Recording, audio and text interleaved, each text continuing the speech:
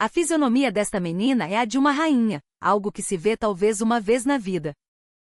Estas foram as palavras que ecoaram na mente de Sr. Anselmo, um velho sábio, cujos olhos penetrantes eram uma lenda procurada pelos gigantes da indústria e da política de São Paulo. Ele parou apoiado na sua bengala de jacarandá, e levou a mão à boca, abafando um arquejo de espanto ao ver uma jovem aninhada num canto sujo do mercado. As suas mãos tremeram enquanto descava um número no seu telemóvel antigo. Pouco depois, uma frota de 20 Mercedes-Benz pretos invadiu as ruelas movimentadas do mercado municipal, parando o coração da cidade. O que teria acontecido? Sofia, com apenas 15 anos, estava de joelhos no chão frio de uma capela do cemitério da Consolação, vestindo um luto pesado e escuro. O retrato do seu pai, cercado por uma montanha de crisântemos brancos, parecia desfocado. Na verdade, eram as lágrimas que turvavam a sua visão, transformando o mundo numa aguarela de dor. No retrato, o seu pai, Diego, sorria, um sorriso largo e caloroso que agora rasgava o peito de Sofia como um punhal. Chorara durante 3 dias até a sua garganta ficar em carne viva, mas ele não voltou. Acariciou a moldura fria até as pontas dos seus dedos ficarem dormentes, mas o calor das mãos do seu pai era apenas uma memória distante. Oh, meu irmão, meu querido irmão! Como pudeste partir assim? A voz estridente da sua tia Marta ecoou de repente atrás dela. Era um espetáculo que começava sempre que um novo visitante entrava para prestar condolências. Marta levantou Sofia do chão e apertou-a num abraço sufocante. A minha Sofia, tão jovem. Esta coitadinha. Mas a tia está aqui. A tia vai cuidar de ti como uma verdadeira mãe. Não te preocupes. Uma lágrima quente caiu sobre o tecido preto do seu vestido. Ou talvez não fosse uma lágrima, mas um líquido qualquer, parte daquela encenação, que molhava o ombro de Sofia. Do abraço da tia emanava um perfume forte e adocicado, um aroma caro que claramente tinha sido aplicado de propósito para a ocasião.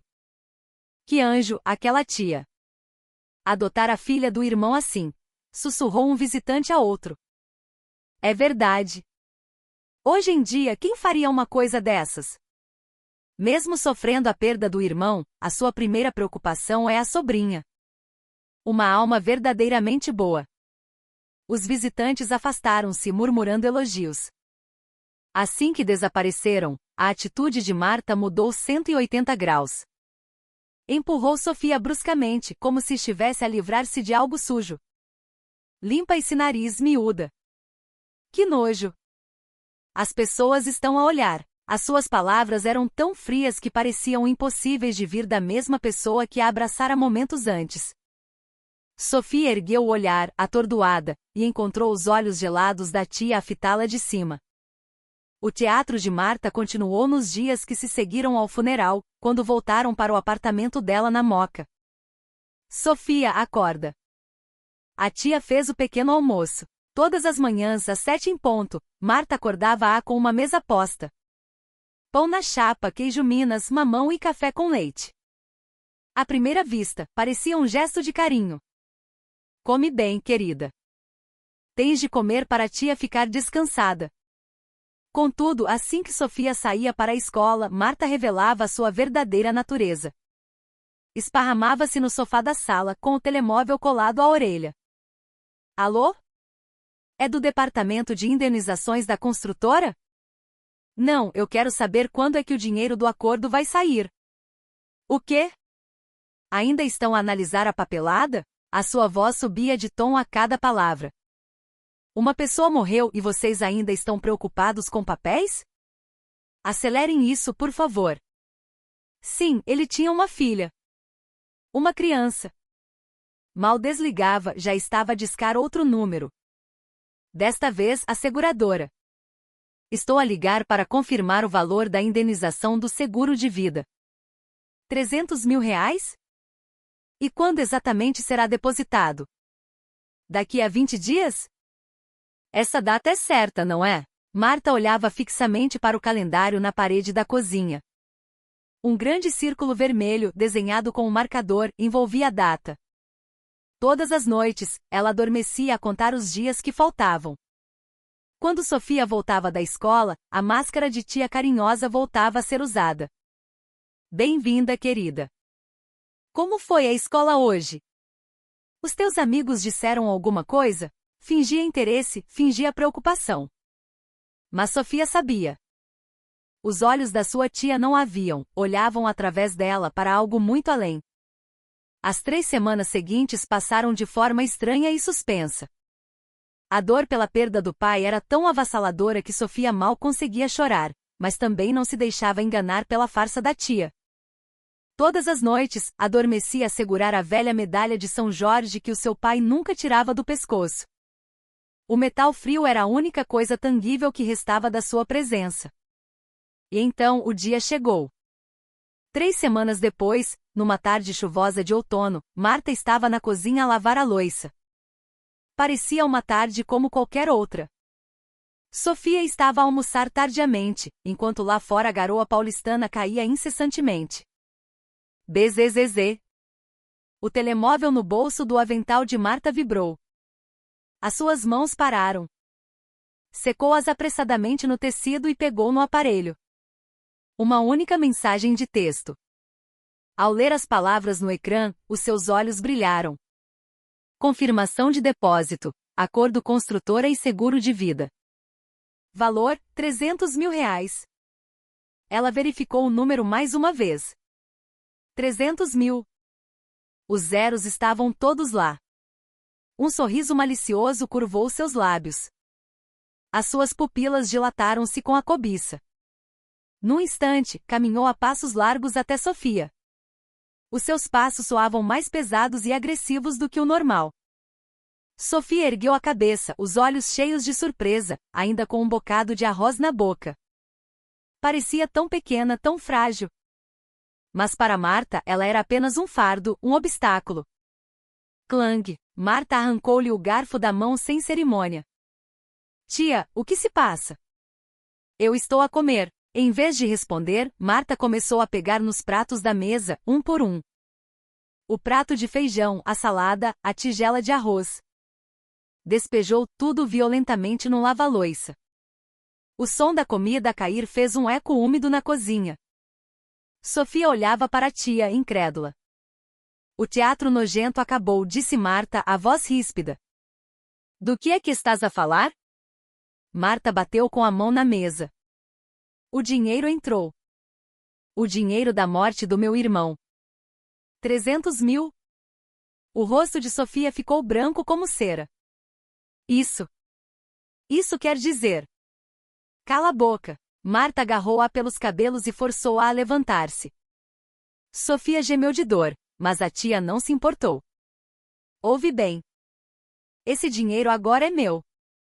Eu paguei o funeral do meu irmão e alimentei-te e dei-te um teto durante 3 semanas. Por isso, é meu por direito. Mas esse dinheiro é do pai para mim. Uma menor sabe lá de alguma coisa? A partir de agora, a tua guardiã sou eu. Entendido? Sofia lutou para se libertar, mas a força de um adulto era esmagadora. Agora faz as tuas malas e desaparece. Com o dinheiro na mão, não tenho mais nenhuma razão para sustentar um estorvo como tu. Tia, por favor. Eu não tenho para onde ir. Marta arrastou-a pelo corredor em direção à porta da frente. Sofia agarrou-se ao batente da porta, mas foi inútil. Se não me largares, chama a polícia. A porta abriu-se, e uma rajada de vento frio e úmido de novembro invadiu o apartamento. A garoa persistia lá fora. Fora! Marta empurrou Sofia para o corredor do prédio. Sofia tropeçou e caiu nos degraus da escada. Os seus joelhos rasparam no cimento áspero, mas a dor física era insignificante. Tia! Nesse momento, Marta voltou para dentro e regressou com algo na mão. Era um pacote de sal grosso da cozinha. Coisa suja! Marta encheu um pequeno recipiente com o sal e atirou-o sem piedade sobre Sofia. Os grãos brancos caíram sobre ela na penumbra do corredor, no seu cabelo, no seu rosto, no seu uniforme escolar. Foi um ritual cruel, como se estivesse a exorcizar um espírito maligno. Nunca mais apareças aqui. Se voltares, chama a polícia e mando-te para um orfanato. Ouviste? Bam! A porta de ferro do apartamento bateu com um som final e metálico que ressoou pelo prédio. Sofia desabou ali mesmo. A umidade fria e o sal misturavam-se no seu rosto. Tentou limpar-se, mas quanto mais esfregava, mais sentia a ardência na pele. Com as mãos a tremer, procurou no bolso. A velha medalha de São Jorge do seu pai estava lá. Apertou o metal, agora ainda mais frio por causa da umidade, com toda a sua força. Pai! A sua voz era um sussurro trêmulo. Uma menina de 15 anos, abandonada no meio da garoa. Tinha perdido o pai e 3 semanas depois, a sua casa. O uniforme já estava encharcado, e o vento de novembro gelava-a até aos ossos. Mas o que mais doía não era o frio. Era a traição, o abandono pela única família que lhe restava, que a rasgava por dentro. Sofia levantou-se lentamente, a chuva a escorrer pelo seu corpo. Não tinha para onde ir. Saiu do prédio e caminhou em direção à avenida principal. As pessoas passavam apressadas debaixo dos seus guarda-chuvas, mas ninguém reparou na menina encharcada. Foi assim que começou a sua vida nas ruas. Expulsa para a rua, Sofia caminhava sem rumo, encharcada pela garoa. Já passava das 3 da tarde. A chuva miúda parara, mas as suas roupas continuavam úmidas, e o vento frio de novembro penetrava-lhe até os ossos. Enquanto caminhava por uma avenida movimentada, uma loja de conveniência 24 horas chamou-lhe a atenção. Um cartaz na porta de vidro anunciava: precisa-se de funcionário. Preferência para turno da noite. Talvez ali, pensou ela, pudesse encontrar abrigo e aquecer-se. Hesitante, empurrou a porta e entrou. O ar quente envolveu o seu corpo gelado. Atrás do balcão, um homem de meia idade estava sentado. Com licença. O homem ergueu a cabeça e olhou-a de cima a baixo. O uniforme molhado, o cabelo desgrenhado, o rosto pálido. Era evidente que não era uma estudante comum. O que queres, miúda? Vais comprar alguma coisa? Eu queria trabalhar. O trabalho. A expressão do homem tornou-se fria. Quantos anos tens? 15. Não, 16, mentiu ela, desajeitadamente.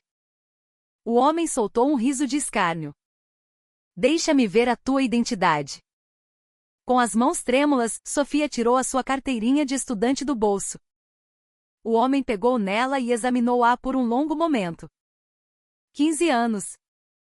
Tens autorização dos teus pais? Sem isso não dá. Para contratar um menor, preciso da autorização dos pais. Se te contrato sem isso, quem se prejudica sou eu. O homem devolveu-lhe a carteirinha e acenou com a mão. Procura noutro sítio. Aqui não. Sofia implorou com os olhos. Por favor, senhor. Eu faço qualquer coisa. Limpo, arrumo as prateleiras. Não ouviste? Vai-te embora. Ao sair da loja, Sofia não desistiu. Virou numa rua lateral e viu uma placa: caldo da vovó. Pela fresta da porta saía um vapor quente. O seu estômago roncou, mas encontrar trabalho era a prioridade. Boa tarde. Uma senhora idosa que mexia uma panela grande na cozinha virou-se. Oh, uma estudante. O que fazes aqui a esta hora? Eu queria saber se precisam de ajuda. Posso lavar a louça. A expressão da senhora tornou-se embaraçada. Quantos anos tens, minha filha? 15. A senhora estalou a língua. Ah, assim não pode ser. Se contrato uma menor e alguém denuncia, a vigilância sanitária fecha-me o restaurante. Um negócio pequeno como o meu não sobrevive a isso. Por favor, senhora. Eu trabalho muito, a sério. Não pode ser. Vai-te embora, Randa. A voz da senhora tornou-se áspera, expulsando-a quase com a mesma crueldade da sua tia. O sol começava a pôr-se. Eram 5 da tarde, e Sofia vagueara por toda a parte, mas ninguém a aceitava. A noite caía e a temperatura também. Por volta das 7 da noite, encontrou-se em frente a um hotel barato, uma pensão. A placa dizia pernoite R$ 60. Com as mãos trêmulas, remexeu nos bolsos. Encontrou 5 notas de R$ 10 amachucadas e algumas moedas. No total não chegava a R$ 55. Era a última mesada que o seu pai lhe tinha dado. Um suspiro longo escapou-lhe. Queria tanto dormir num lugar quente, nem que fosse por uma noite, mas não tinha dinheiro suficiente. Dirigiu-se para a estação de metro da Luz. Pelo menos lá dentro estaria mais quente. A estação estava apinhada de gente. Era hora de ponta. Sofia evitou os olhares das pessoas e entrou na casa de banho. A sua imagem no espelho era deplorável. Cabelo emaranhado, uniforme sujo. Com esta aparência, ninguém lhe daria trabalho. O estômago doía de fome. Tinha sido expulsa a meio do almoço. Ronroque. O som ecoou na casa de banho silenciosa. Sofia bebeu água da torneira com as mãos em concha. Um gole, 2, bebeu como se pudesse encher o vazio no estômago. Nunca imaginou que encher a barriga com água pudesse ser tão triste. Lavou o rosto na pia, tentando parecer um pouco mais apresentável. Penteou o cabelo molhado com os dedos e tentou alisar as rugas do uniforme. Saiu da casa de banho e vagueou pela estação. Estava quente, mas não podia ficar ali para sempre. Os seguranças já a olhavam com desconfiança. Às 11 da noite, a hora do último metro aproximava-se. Um anúncio ecoou pelos altifalantes. As pessoas começaram a sair. Sofia não teve outra escolha senão sair também. Agora, não havia para onde ir. A pensão era cara demais, e a estação de metro fechará. O ar frio da noite envolveu-a. Os seus pés levaram-na instintivamente em direção à zona do mercado municipal. Tinha passado por lá durante o dia. Havia um lugar nos fundos, longe dos olhos das pessoas. Ao entrar nas ruas escuras que rodeavam o mercado, a escuridão era densa. As lojas estavam todas fechadas, e havia pouca iluminação pública. Foi para trás de uma peixaria. Tinha reparado no local durante o dia, um pequeno telhado de zinco oferecia alguma proteção contra a chuva. Havia caixas de esferovite empilhadas. O cheiro a peixe era forte, mas era o único lugar que a protegeria do vento. Sofia espremeu-se entre as caixas. O espaço era tão apertado que mal conseguia esticar as pernas, mas pelo menos estava abrigada do vento. Puxou um pedaço de cartão que encontrou por perto e cobriu-se com ele como se fosse um cobertor. Estava frio, mas era melhor do que nada. Encolheu-se e enterrou o rosto nos joelhos. As lágrimas voltaram a cair, mas já não tinha forças para chorar. Com a mão trêmula procurou no bolso a medalha do seu pai. Apertou o metal frio. Pai, está tanto frio. A sua voz sussurrada perdeu-se na escuridão. Encolheu o corpo todo e fechou os olhos. O sono não viria, mas ela desejava que o tempo passasse mais depressa. A noite foi longa e interminável. Lutou contra o frio, o medo e a fome, passando a noite de olhos abertos. Por volta das 5 da manhã, o mercado começou a despertar. O som de um caminhão de peixe a chegar, as vozes dos comerciantes. Sofia levantou-se cambaleante. O corpo todo doía. Tinha passado a noite encolhida, era natural. Com passos pesados, saiu do mercado. Era hora de ir para a escola. Por hábito, os seus pés moveram-se nessa direção. A luz da manhã começava a iluminar as ruas. Estudantes começaram a aparecer, a caminho da escola. Uniformes limpos, mochilas às costas caminhavam com energia. Sofia também era assim. Até ontem. Quanto mais se aproximava da escola, mais pesados se tornavam os seus passos. Mas tinha de ir. Podia pedir ajuda a um professor, talvez descansar um pouco na enfermaria. Contudo, parou a 100 metros do portão. Qual é o almoço de hoje? Não sei. Fizeste o trabalho de casa de inglês? Claro. E tu? Amigas de uniforme limpo passaram por ela de braço dado, a rir. Uma cena matinal perfeitamente normal. Sofia olhou para si mesma. Uniforme amarrotado, cabelo desgrenhado e o cheiro a peixe. Tinha passado a noite entre caixas de peixe, e o cheiro impregnara-se nela. Não podia entrar na sala de aula assim. Olha, não é a Sofia? A voz de alguém fê-la sobressaltar-se e esconder-se atrás de um poste. O que diriam se a vissem? Perguntariam por que estava naquele estado? Teria de dizer que o seu pai morreu, que a sua tia lhe roubou dinheiro e a expulsou? Não. Não queria dizer isso. Não queria a pena deles e, acima de tudo, não queria que a vissem naquele estado miserável. O orgulho de uma rapariga de 15 anos. Ser jovem não significava não ter dignidade. O desejo de pedir ajuda a um professor era imenso, mas os seus pés não se moviam. Sofia. Sofia Costa. A voz de uma amiga aproximava-se. Sofia não podia hesitar mais. Engolindo as lágrimas, deu meia volta e correu na direção oposta à da escola, de volta para a zona do mercado. Correu para que as amigas não a vissem, para que não vissem o seu estado, correu até ficar sem fôlego, mas não parou. As lágrimas escorriam-lhe pelo rosto, mas não tinha tempo para as limpar. Caiu no chão, exausta. Não podia ir à escola, não conseguia arranjar trabalho, não tinha um lugar quente para dormir. Sentia-se verdadeiramente sozinha. Pai, o que é que eu faço? Tirou a medalha do bolso e olhou para ela. As letras gastas pelo tempo, Diego Costa, ainda eram visíveis. Se o seu pai estivesse vivo, nada disto teria acontecido. 1000 pensamentos invadiram a sua mente. Ressentimento, saudade, tristeza, tudo se misturava e pesava-lhe no peito. Assim começava o seu segundo dia. Sofia não sabia, mas aquele dia, naquele mercado, estava prestes a virar a sua vida completamente do avesso. Depois de desistir de ir à escola, Sofia voltou para o mercado e sentou-se, desolada. As vozes animadas dos vendedores ecoavam por todo o lado. Clientes a regatear, comerciantes a carregar caixas. No meio de toda aquela agitação, a figura de Sofia, encolhida no seu uniforme escolar, era uma dissonância gritante. Com medo dos olhares, ela arrastou-se de volta para o seu canto, atrás das mesmas caixas de esferovite onde passará a noite. O que estou eu a fazer aqui? Pensava, abraçando os joelhos. O desespero era total. Foi nesse momento que ouviu um som.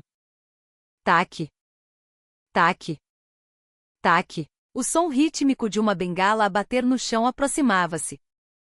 O negócio parece estar bom desde manhã, disse uma voz grave. O dono da voz era um homem de talvez 70 anos, impecavelmente vestido, que caminhava lentamente pelo mercado apoiado numa bengala. Era o lendário Sr. Anselmo. Diziam que os gigantes da política e dos negócios de São Paulo procuravam o seu conselho. Entre os comerciantes, era conhecido como o velho com olhos de Deus. Bom dia, Sr. Anselmo. Saiu cedo hoje, cumprimentou o dono da peixaria. Claro. O trabalho rende mais de manhã. A alma de uma pessoa, tal como o peixe, vê-se melhor à luz da manhã, respondeu Anselmo, continuando seu passeio. Foi ao passar em frente à peixaria que algo deteve. Um ruído subtil vindo da pilha de caixas. Era Sofia, a mover-se. Os passos de Anselmo pararam de imediato. Sentindo uma energia invulgar, ele virou a cabeça. Há alguém aí? A sua voz era calma, mas tinha um peso inegável. Sofia prendeu a respiração, mas era tarde demais. Anselmo empurrou levemente uma caixa com a ponta da bengala, revelando a figura encolhida de Sofia. Meu Deus! Um suspiro escapou dos lábios de Anselmo. Uma menina num uniforme sujo, escondida entre caixas. Qualquer um pensaria que era uma sem-abrigo ou uma fugitiva. Mas os olhos de Anselmo viram algo mais. Isto, ele tirou os óculos, limpou-os, voltou a pô-los. Fez o mesmo várias vezes como se não acreditasse no que via. Analisou o rosto de Sofia e a sua testa franziu-se. Como é possível? Apesar da sua aparência desalinhada, a testa de Sofia era límpida e nobre. Os seus olhos eram firmes e profundos, o seu nariz reto e os lábios bem desenhados. Mas acima de tudo, o seu olhar. Apesar do sofrimento, havia uma clareza e uma força inabalável. A aura de uma rainha, dada pelos céus, murmurou Anselmo para si mesmo. A aura de uma rainha. Era uma característica extremamente rara. Em todos os seus anos, Anselmo só a vira um punhado de vezes, em pessoas destinadas à grandeza. Mas por que está ela aqui, neste estado? Ele observou o rosto de Sofia novamente com mais atenção. De repente, os seus olhos arregalaram-se. Aquele olhar. Ele já o tinha visto em algum lugar. Será possível? Anselmo olhou fixamente para os olhos de Sofia. A clareza, a resiliência perante a adversidade. Aquele olhar lembrava-o de alguém que ele jamais esqueceria. Era idêntico ao olhar de Diego Costa, o salvador que o seu velho amigo Ricardo Almeida procurava há tanto tempo. Poderá ser. As mãos de Anselmo começaram a tremer. Esperança e dúvida lutavam dentro dele. Poderá ser a pessoa que o doutor Ricardo procura? Com as mãos trêmulas, ele enfiou a mão no bolso e tirou o seu telemóvel antigo. Mas antes de ligar, olhou para Sofia mais uma vez. Não podia perturbar o coração do seu amigo com um alarme falso. Nesse momento, um raio de sol da manhã entrou diagonalmente no mercado. A luz iluminou o rosto de Sofia e, meu Deus, Anselmo recuou, chocado. Banhada pela luz do sol, a aparência de Sofia transformou-se. A sujidade não conseguia esconder a sua verdadeira essência. A testa nobre, o nariz delicado, os lábios firmes e, acima de tudo, aquele olhar. É ela. Não há dúvida. Anselmo não hesitou mais. Com as mãos a tremer violentamente, ligou para o escritório do presidente do Grupo Almeida. Tu? O som da chamada ecoava.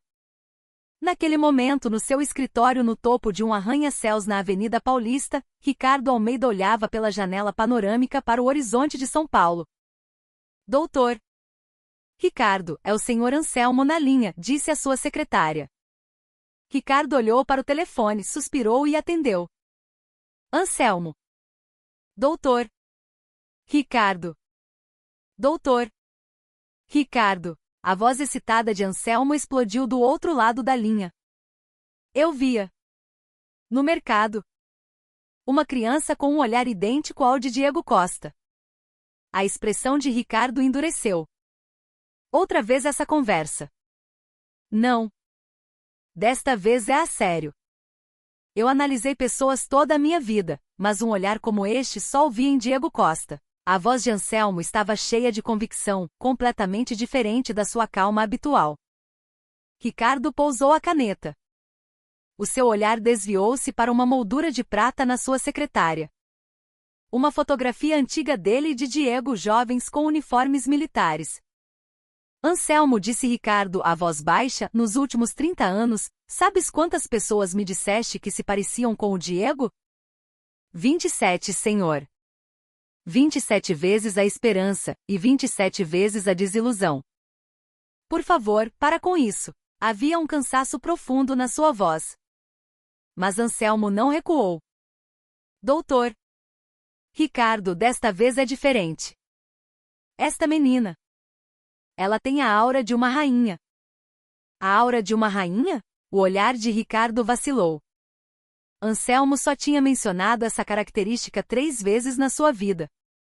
2 dessas pessoas eram agora figuras proeminentes que moviam o país. Então por que estaria uma criança assim no chão de um mercado? E uma menina? O que teria ela a ver com o Diego? Perguntou Ricardo, a decepção a crescer. Durante 30 anos, só procurara por homens. Não é isso, doutor. Ricardo, a voz de Anselmo tornou-se séria. Na análise de uma pessoa, vemos a herança dos pais. A forma como a energia dele se reflete nos filhos. O que queres dizer? Os olhos, a estrutura óssea desta menina. Não é uma semelhança que possa ocorrer por acaso entre estranhos. É como se tivessem sido moldados pela mesma forma. Sente-se a força da genética, algo impossível se não houver um laço de sangue. A voz de Anselmo tremia. Se o Sr. Diego Costa constituiu família, há uma grande probabilidade de esta menina ser sua filha. Ricardo ficou sem palavras. Uma filha. Uma possibilidade que nunca tinha considerado. Anselmo. Tens a certeza absoluta? Juro pela minha vida. Esta menina é, sem dúvida, do sangue de Diego Costa. Aquele olhar, aquela energia. Não se explica de outra forma. As mãos de Ricardo tremiam. Queria correr para lá imediatamente. Mas as incontáveis desilusões dos últimos 30 anos pesavam sobre ele. Se desta vez fosse outra pista falsa, ele sentia que poderia desmoronar-se. Com esforço, controlou-se e disse friamente: Anselmo, observa-a mais um pouco. Fala comigo quando tiveres provas concretas. Entendido, doutor. Ricardo. Vou continuar a observar. Anselmo desligou, desapontado mas compreensivo. Ricardo, por sua vez, voltou a olhar pela janela. Vou desiludir-me outra vez. Como sempre. Mas desta vez havia algo diferente. A filha do Diego. Era uma possibilidade. Naquele tempo todo, ele poderia ter formado uma família. No mercado, Anselmo olhava para Sofia, decidindo vigiá-la à distância, escondido atrás de um pilar. Aquela menina tem de ser a filha de Diego Costa. O frio da manhã intensificava-se. Sofia, para se aquecer, puxou a gola do seu fino uniforme escolar para mais perto do pescoço. Nesse exato momento, algo brilhou sob a luz do sol. Os olhos de Anselmo arregalaram-se. Ao puxar a gola, algo que ela usava ao pescoço ficou visível. Uma medalha de prata. Era a medalha de São Jorge. Estava gasta pelo tempo, mas quando a luz da manhã atingiu a sua superfície, brilhou intensamente. Aquilo, o coração de Anselmo começou a bater descompassadamente. Uma medalha daquelas com pelo menos 30 anos. Uma peça antiga que os jovens de hoje não reconheceriam. Não pode ser. Anselmo não aguentou mais. Saiu de trás do pilar e caminhou decidido na direção de Sofia. O som da sua bengala aproximava-se. Sofia ouviu e levantou a cabeça. Assustada, pegou num pedaço de cartão e segurou-o à sua frente como um escudo. Fique longe. Não se aproxime. A sua voz tremia. Anselmo levantou as mãos lentamente. Calma, minha jovem. Não te vou fazer mal. Não acredito. No início, todos dizem isso. Sofia encolheu-se ainda mais. Anselmo falou com a voz mais suave que conseguiu. Eu só. Estou curioso com o que tens ao pescoço. Isto? Sofia tocou instintivamente na medalha. Sim, isso. Posso. Posso ver por um instante? As mãos e a voz de Anselmo tremiam. Sofia olhou para o velho com desconfiança, mas não havia maldade nos seus olhos. Apenas um anseio profundo.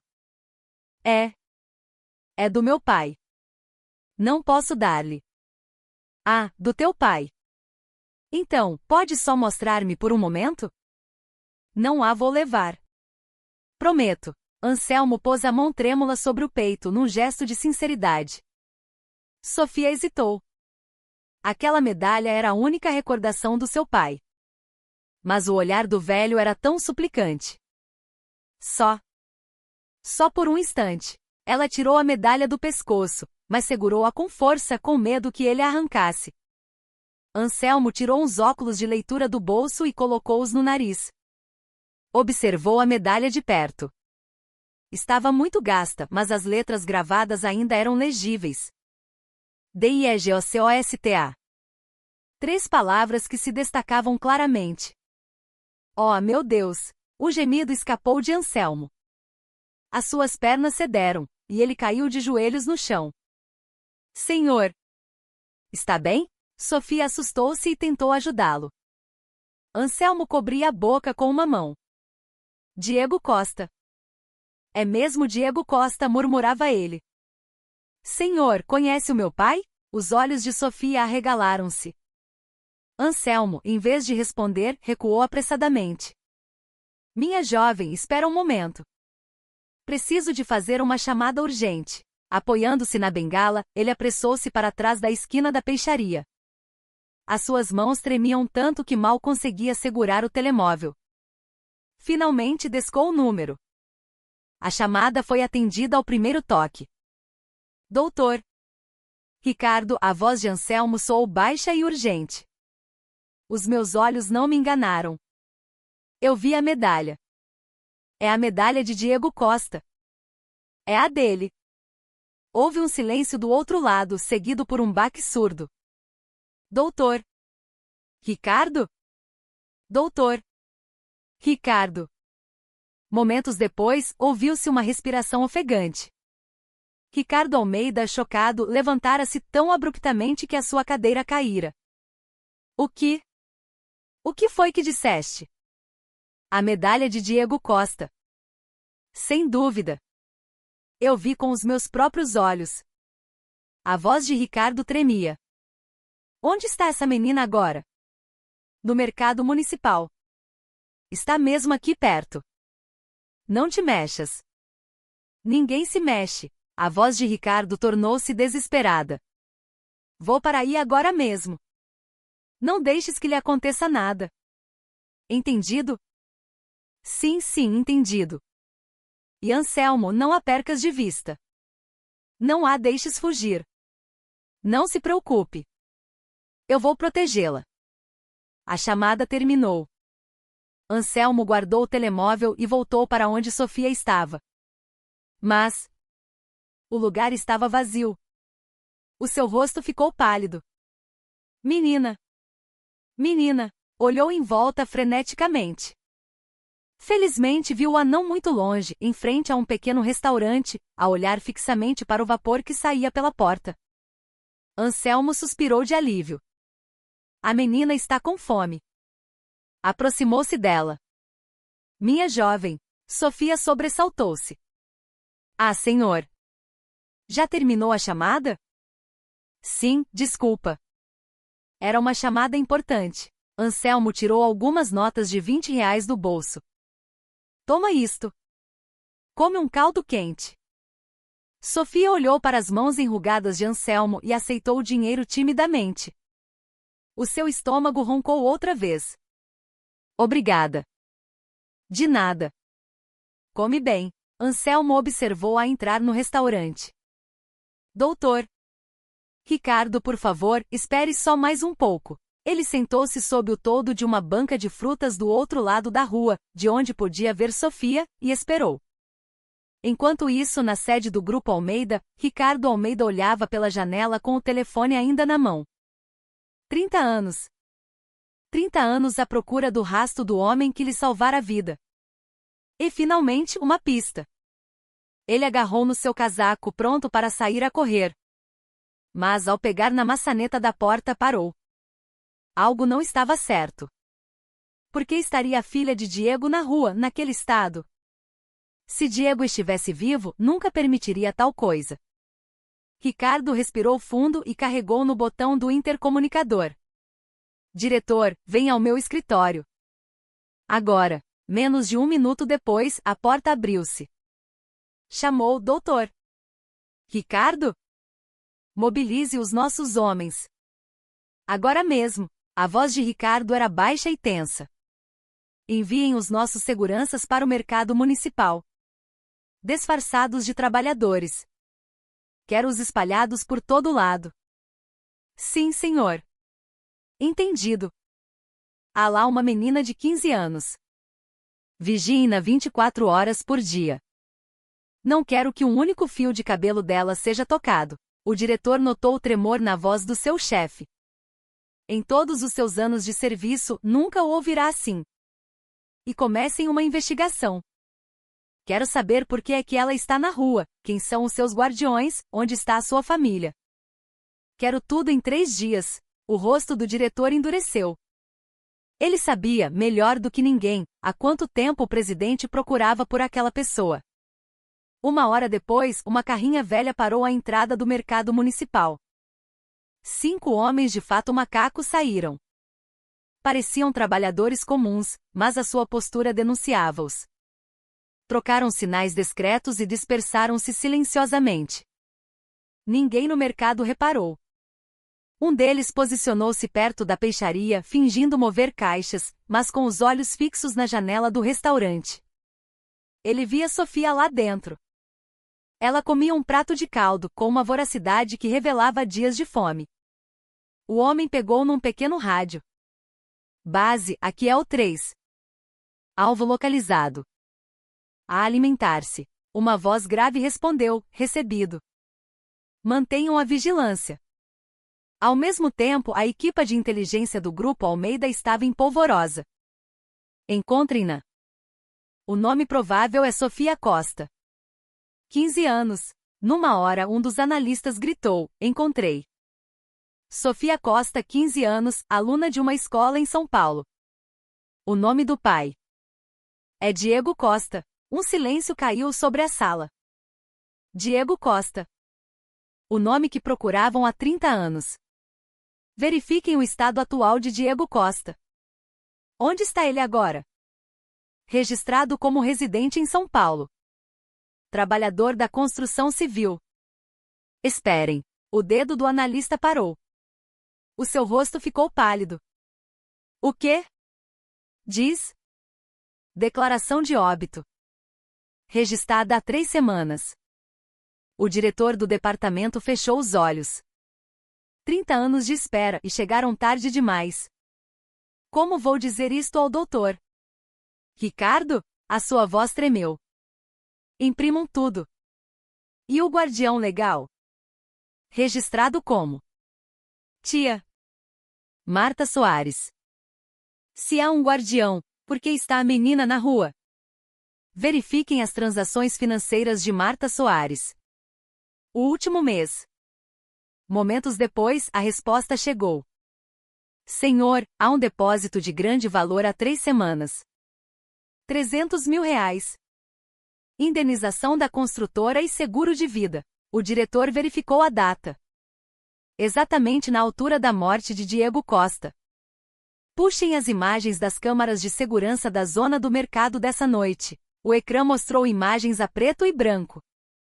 Uma pequena sombra, uma menina de uniforme, vagueava pelas ruas molhadas. É ela. A primeira vez que foi detetada. Na mesma noite em que a tia recebeu o dinheiro, o punho do diretor cerrou-se. Preparem um relatório completo. Vou levá-lo ao presidente. Agora. O telefone no escritório de Ricardo tocou. Doutor. Ricardo, tenho um relatório urgente. Ricardo levantou-se de um salto. Encontraste-o? Encontraste o Diego? O diretor entrou, o rosto sombrio. Doutor. Ricardo, por favor, sente-se. O coração de Ricardo afundou-se.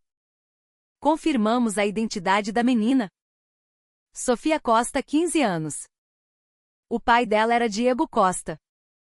As mãos de Ricardo tremiam. E o Diego? Onde está ele? Por que é que a filha dele está sozinha? O diretor engoliu em seco. Doutor. Ricardo. O senhor Diego Costa. Faleceu há 3 semanas. O sangue fugiu do rosto de Ricardo. Ele cambaleou, agarrando-se à sua cadeira. O quê? Este é o atestado de óbito. Ricardo pegou no papel com as mãos trêmulas. As letras dançavam à sua frente. A indenização pela morte dele, 300 mil reais, foi paga na totalidade à conta da tia, Marta Soares. No mesmo dia, Sofia foi vista pela primeira vez na rua. Ele mostrou as fotografias das câmaras de segurança, o extrato bancário. Ricardo olhou para a imagem de Sofia, encharcada e sozinha. Ela pegou no dinheiro e expulsou a criança. As provas indicam que sim. Os olhos de Ricardo tornaram-se gelo. Quero essa mulher, Marta Soares, investigada. Cada movimento, cada transação, cada chamada. Não quero que nada escape. E continuem a cuidar da Sofia.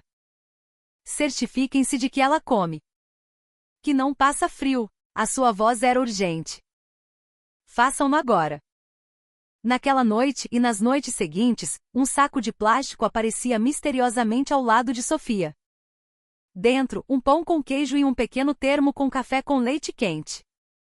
Sofia nunca soube quem o deixava, mas agradecia em silêncio aquele anjo anônimo. Há 3 dias da investigação, o diretor entrou novamente no escritório de Ricardo. Senhor, tenho os resultados. Amanhã, por favor, venha comigo ao mercado. Vou mostrar-lhe tudo. Ricardo assentiu. A tempestade estava prestes a arrebentar.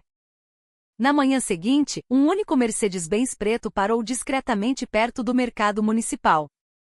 Ricardo Almeida saiu. O seu fato estava impecável, mas o seu rosto denunciava 3 noites sem dormir. O diretor guiou-o pelas ruelas. E então ele viu-a. Encolhida entre as caixas, uma figura pequena e frágil. Era Sofia. Mais magra, mais pálida do que nas fotografias. O coração de Ricardo partiu-se. Ele, que não conseguiu proteger o pai, que direito tinha de se apresentar perante a filha? Dentro do carro, o diretor apresentou os documentos. O relatório do acidente. Vítima Diego Costa, atingido por um caminhão de marcha atrás no estaleiro de obras. Testemunhas afirmam que a buzina soou, mas a vítima não se conseguiu desviar. Acredita-se que a mobilidade reduzida do seu membro inferior esquerdo tenha dificultado a evasão. A mão de Ricardo parou. Membro inferior esquerdo. A sua voz falhou. 30 anos antes. Uma granada a rolar na sua direção durante um treino. Diego a empurrá-lo, a proteger o seu corpo com o dele. O grito de Diego, o sangue a jorrar da sua perna esquerda. Ele ficou ferido para me salvar.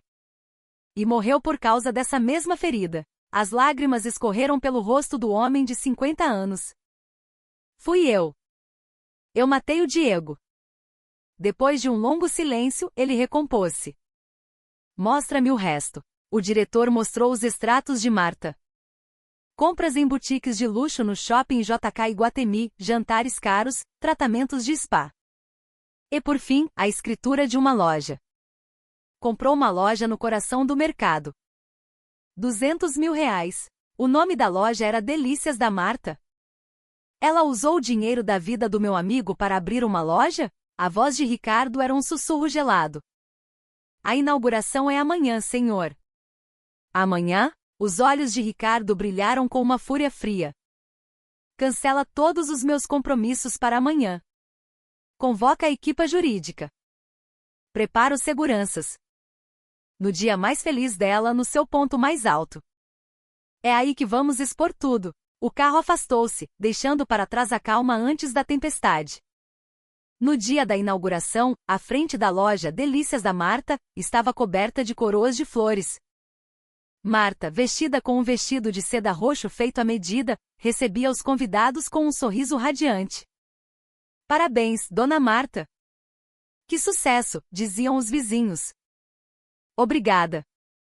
Peguei um docinho, por favor.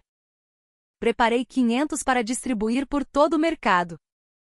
A sua voz era doce como mel, um contraste chocante com a crueldade que demonstrara com Sofia. As pessoas elogiavam a sua generosidade, a sua bondade. E a sua sobrinha? Perguntou alguém. Ah, a minha querida Sofia, disse Marta, a sua expressão tornando-se instantaneamente triste.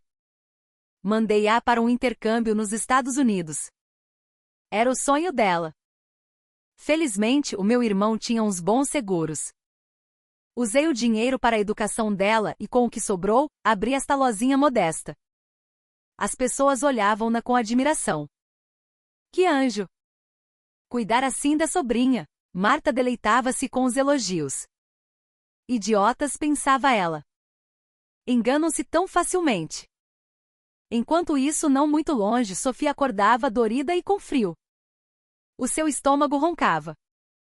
Foi então que sentiu um cheiro delicioso no ar. Cheiro de comida a ser preparada, de carne a assar. Seguiu o cheiro, os seus pés amovendo-se por instinto. E então ela viu. A loja, as flores, a multidão. E no meio de tudo, a sua tia, a rir, vestida de seda roxa. Delícias da Marta, dizia a placa. O mundo de Sofia desabou. Aquela loja fora comprada com o dinheiro do seu pai. Ela aproximou-se cambaleando. As pessoas afastavam-se, enrugando o nariz por causa do seu cheiro. Na montra da loja, ela viu o seu reflexo, suja, desgrenhada. E através do vidro, a sua tia radiante. O contraste era brutal. Nesse momento, Marta virou-se e os seus olhos encontraram os de Sofia. O sorriso desapareceu do seu rosto. Pânico. Tinha de tirar Sofia dali antes que alguém a reconhecesse. Com licença, pessoal, preciso de ir à casa de banho, disse ela, e rapidamente foi ter com Sofia. Agarrando-a pelo braço, arrastou-a para um beco. O que fazes aqui, sua praga? Tia. Essa loja foi com o dinheiro do meu pai, não foi? O rosto de Marta contorceu-se de fúria. E se foi? Eu mereço. Devolve-me o meu dinheiro. O pai deixou-o para mim. A mão de Marta levantou-se para lhe bater, mas Sofia agarrou-lhe o pulso. Na luta, Marta desequilibrou-se e com uma astúcia perversa, deixou-se cair no chão, gritando. Socorro! Ladrão! Ajudem-me! As pessoas correram para o beco. É a minha sobrinha, chorava Marta. Eu mandei-a para o estrangeiro, e ela fugiu para me extorquir mais dinheiro. Ela empurrou-me, todos acreditaram nela. A mulher bem vestida e em lágrimas contra a menina suja e desesperada. A polícia chegou, chamada por alguém da multidão, e agarrou no braço de Sofia. Vem conosco, menina. Não. É mentira. Ela roubou-me, gritava Sofia, mas ninguém ouvia. Foi então que se ouviu um rugido. O som de motores potentes. 20 Mercedes-Benz pretos, liderados por um imponente Maybach, entraram no mercado, abrindo caminho entre a multidão chocada. As portas abriram-se e dezenas de seguranças de fato preto formaram um cordão. Do Maybach saiu Ricardo Almeida. Ele caminhou pelo corredor de seguranças, os seus sapatos caros a ecoar no chão. Parou em frente a Marta. Sem uma palavra, pegou num maço de papéis que o seu diretor lhe entregou e atirou-os ao ar. Os papéis caíram sobre Marta como neve. Extratos bancários, faturas de lojas de luxo, a escritura da loja, fotografias das câmaras de segurança. Indenização por morte. 300 mil reais, disse Ricardo, a sua voz baixa e ameaçadora. O dinheiro da vida de Diego Costa. Com ele comprou malas de luxo, jantou nos melhores restaurantes e abriu esta loja. E no mesmo dia em que recebeu o dinheiro, expulsou a sua sobrinha de 15 anos para a rua. Um murmúrio de choque percorreu a multidão. Advogados de fato escuro aproximaram-se da polícia. Apresentamos uma queixa contra Marta Soares por peculato, abandono de incapaz e maus tratos. Marta foi algemada e arrastada, a gritar que a loja era sua, que o dinheiro era seu. Ninguém a ouviu. O mercado ficou em silêncio. Ricardo virou-se e caminhou até Sofia. Ajoelhou-se à sua frente, ao seu nível. Tiveste muito medo, não tiveste? Disse ele suavemente, limpando-lhe o rosto com um lenço. Desculpa. Desculpa ter chegado tão tarde. Quem é o senhor? Perguntou Sofia, a voz a tremer. Ricardo sorriu, um sorriso triste. Eu sou amigo do teu pai. Ele tirou uma fotografia gasta da sua carteira. 2 jovens soldados a sorrir. Um deles era um Diego jovem e saudável. Pai. As lágrimas de Sofia voltaram a cair. O teu pai, disse Ricardo, a sua própria voz embargada salvou-me a vida. Eu sou o motivo pelo qual ele ficou com a perna ferida. E é por minha causa que ele não conseguiu fugir daquele caminhão. Eu devo-lhe tudo. Ricardo desabou a chorar, um homem poderoso a soluçar em frente a uma criança. Procurei-o durante 30 anos para lhe agradecer. E cheguei tarde demais. Sofia, por entre as suas próprias lágrimas, pegou na mão dele. Não é sua culpa. O pai. Ele teria orgulho. Ele sempre disse que a sua perna era uma ferida de honra. Ricardo olhou para ela e naqueles olhos viu a mesma força, a mesma nobreza do seu amigo. Ele abraçou-a com força. O teu pai protegeu-me.